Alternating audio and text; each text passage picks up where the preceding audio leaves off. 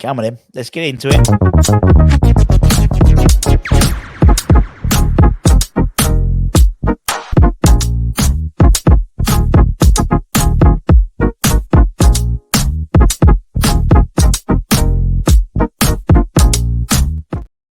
Yes, everybody, Russ on the West Ham Network. Hope you're all safe and well. Good morning, West Ham fans. Happy Tuesday.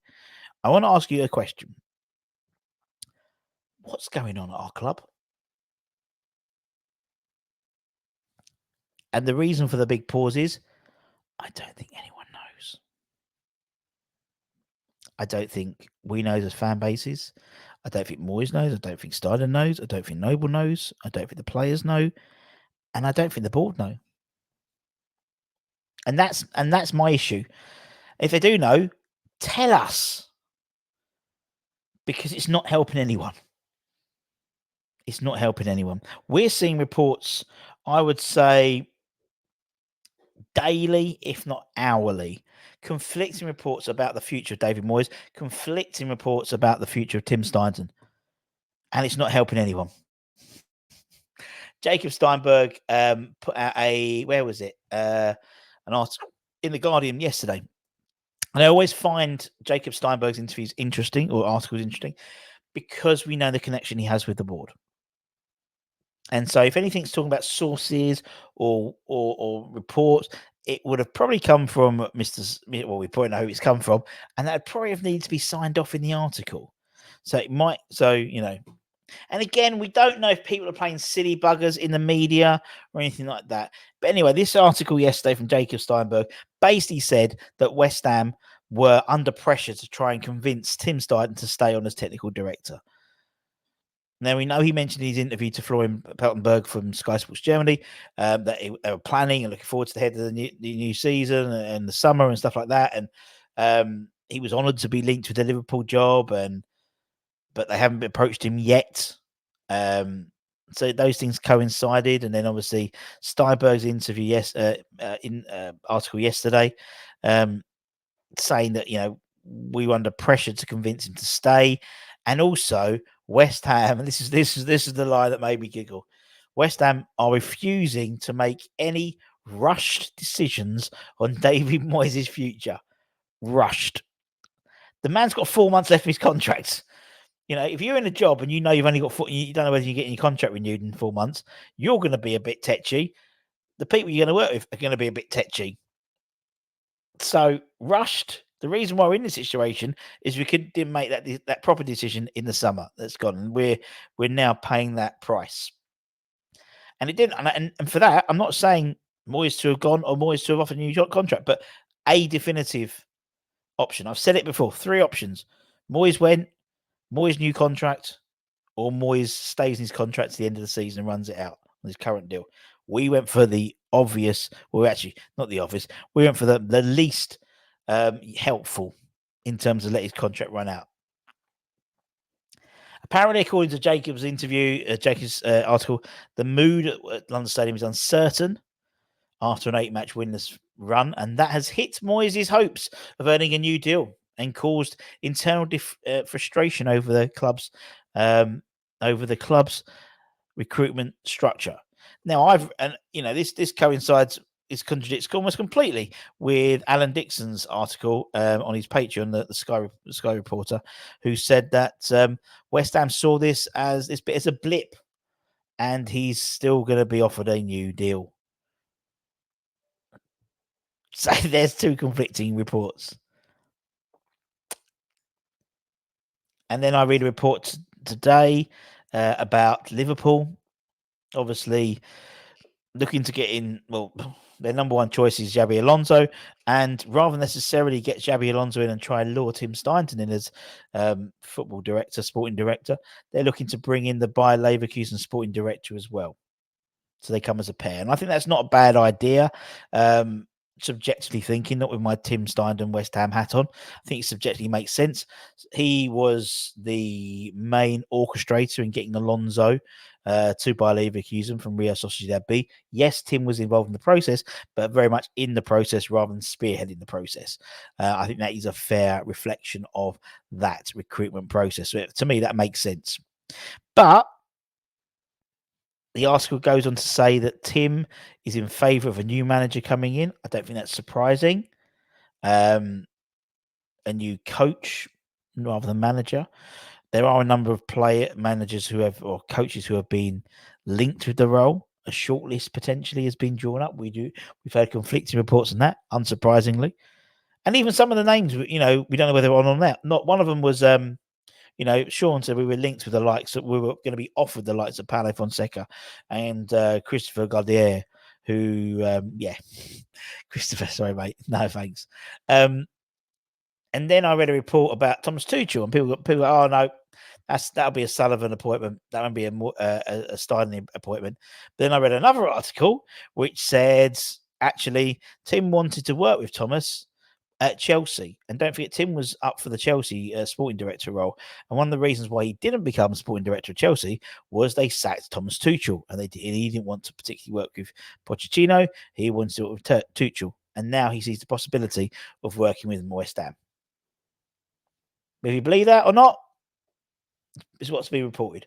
But in the other breath, people will say Tuchel's no chance.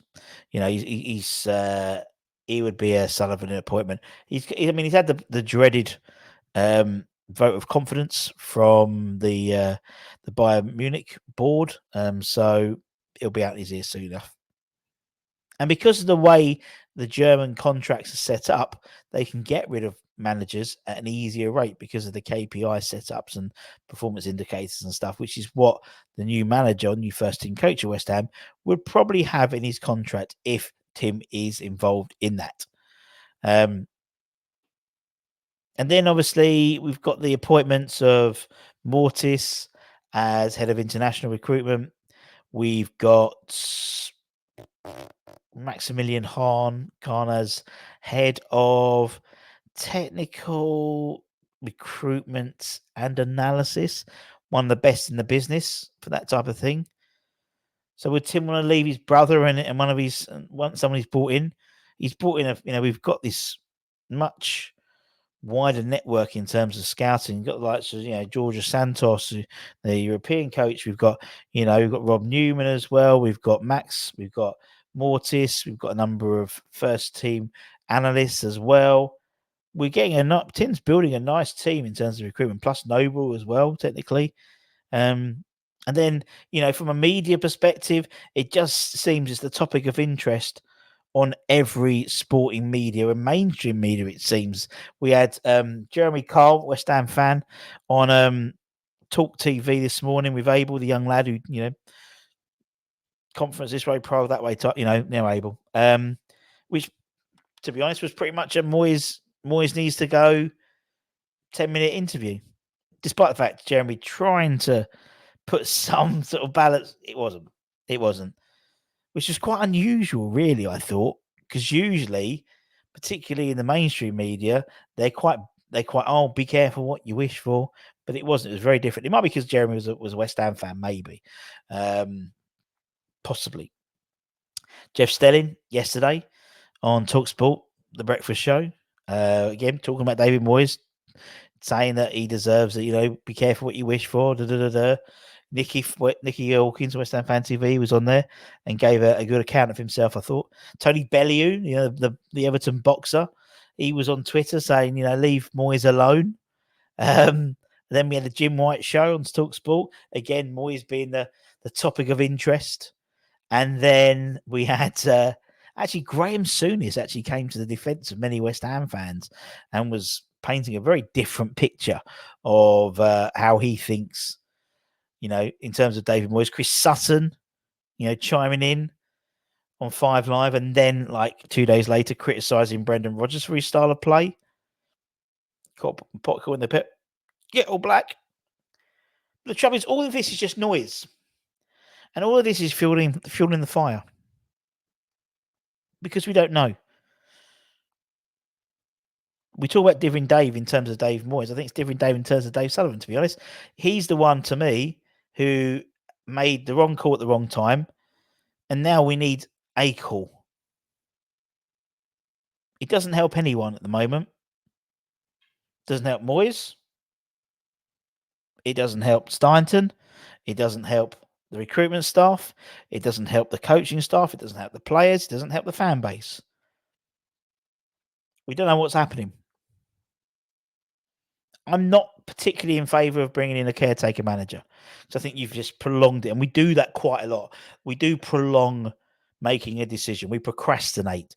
We give like Angelo Ogbonna a new we give Angelo Ogbonna a new deal. We give someone else a new deal. Rather than let's say goodbye, it's always the last possible time. Then we'll offer you a new deal now, And that's the same here. We're sat here thinking, what's happening? What's happening in 4 months' time? What's happening? We're getting to a situation now where we'll be finding out a European last 16 Europa League last 16 appearance in the next week. We'll be currently ninth in the Premier League at the moment. There's still, despite what people say, there's still the possibility of still qualifying for Europe in the league. I'm not one, as I said yesterday, I'm not one for putting the eggs in the basket for the Europa League like we did with the conference, because there's a lot better teams in this league, in this game, than there were in the Conference League. And I'm sat here drained with the whole conversation. It frustrates me. And I know it frustrates every one of you. Whether you are on either side, whether you're sitting on the fence, whatever, it's draining. And the reason why it's draining is because we don't know. No decision has been made. If a decision is made, if you agree or disagree, it's a decision. And then you can work on your response to that. If Moyes is given a new deal, for those people who want Moyes out, they know that's the decision that's been made. And they will voice their opinions and not, obviously, majority not get behind it, but at least it's a decision. From a longevity perspective, then we can start planning for the next season. Whether you agree in terms of the types of players that Moyes would bring in, or maybe that means Steynton's gone. I'm not justifying the decision. I'm just saying a decision needs to be made. And as I said before, and I said that a million times, it's a gamble, whatever you do. It is. It's a gamble if he goes, it's a gamble if he stays. And everything will have as I said, last week, everything has a business decision behind it. And I'm just getting a bit drained by it. I'll be honest. I love talking about the academy. I love talking about the women's game. I love talking about, stuff that's not affecting the first team at the moment in terms of the who's in the dugout. Because we don't know. We can pick up a report and say, oh, this report says this. And then we can go, okay, this report says this. But no one knows. Even the ITKs don't know. Because I don't think this decision's been made. And that's what worries me. That's what worries me. No decision has been made. And I just don't know. I just don't know what to expect going forward. And it's an unknown. There was a Frozen 2 song called Into the Unknown, and that just pretty much captures, because we don't know. It is into the unknown. Anyway, like we do, don't forget to like, comment, share all that good stuff, and I'll be back, or Anton or Holly, later on today. Much love. Take care. Bye-bye. Come on, you bloody irons. Irons!